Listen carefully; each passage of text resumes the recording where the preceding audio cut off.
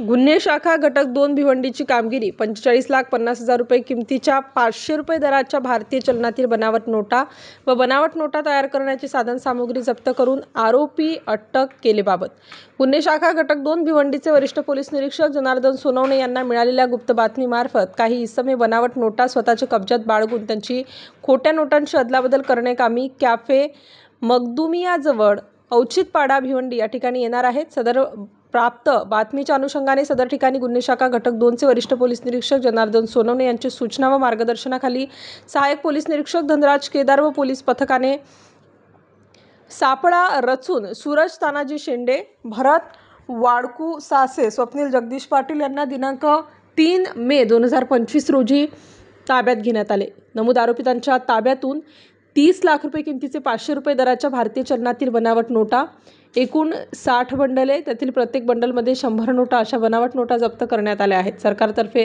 फिर्यादीवरून शांतीनगर पोलीस ठाणे येथे गुन्हा दाखल करण्यात आलेला आहे।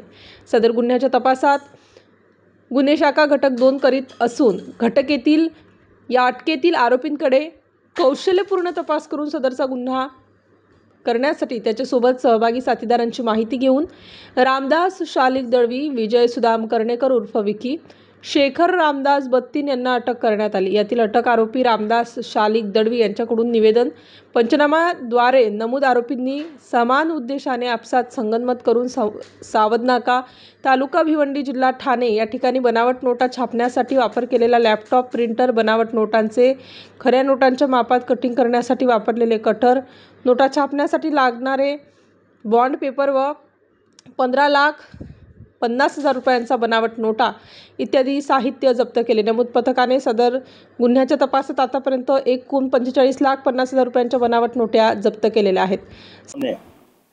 एपीआय माळी, एपीआय केदार आणि PSI पाटील यांच्या टीमला गोपनीय माहिती मिळाली होती की 3 मे रोजी औचित्यपाडा भिवंडी या ठिकाणी काही इसम भारतीय चलनाच्या नकली नोटा घेऊन विक्रीसाठी येणार आहेत। त्या अनुषंगानं युनिट 2च्या अधिकाऱ्यांनी ACP शेखर बागडे यांच्या मार्गदर्शनामध्ये सापळा कारवाई आयोजित केली। त्या अनुषंगानं सुरुवातीला 3 आरोपींना संशयित आरोपींना ताब्यात घेतलं।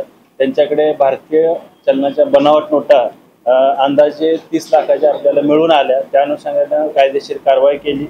त्याचबरोबर त्या तपासामध्ये पुढे आपण मुख्य आरोपीच्या कार्यालयाचा, घराचा वगैरे आपण सर्च घेतला, शोध घेतला। त्या अनुषंगानं पुढे आपल्याला अधिक बनावट चलनी नोटा मिळून आल्या। एकूण आतापर्यंत आपल्याला 45,50,000च्या बनावट चलनी नोटा तपासामध्ये मिळून आलेल्या आहेत। सध्या आपल्या ताब्यामध्ये एकूण 6 आरोपी आहेत।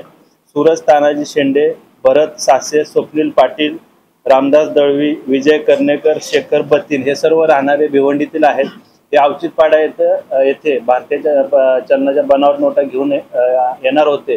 त्या अनुषंगाने आपण ही कायदेशीर कारवाई केलेली आहे।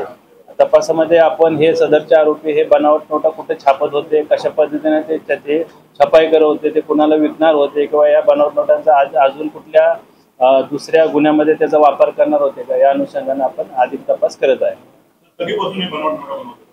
सध्या त्याचा तपास सुरू आहे। आरोपी सध्या पोलीस कस्टडीमध्ये आहेत। त्यांच्याकडून आतापर्यंत आपल्याला जो मुख्य आरोपी आहे रामदास दळवी याचं ट्रान्सपोर्टचं ऑफिस आहे भिवंडीमध्ये, त्याच्या कार्यालयातून आपल्याला छपाईसाठी लागणारे जे लॅपटॉप आहे, प्रिंटर आहे, पेपर कटिंग मशीन आहे आणि इतर साहित्य असं आपण तपासामध्ये सध्या जप्त केलेलं आहे।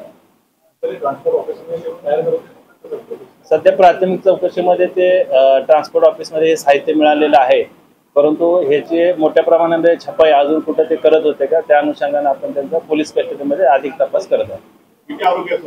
सध्या 6 आरोपी आपल्या अटकेमध्ये आहेत। वितरण ते भिवंडीलाच एका इसमाला नोटा विक्रीसाठी देणार होते अशी आपल्याला माहिती होती। त्या अनुषंगाने आपण त्यांच्या स्टार न्यूज ब्युरो, मुंबई।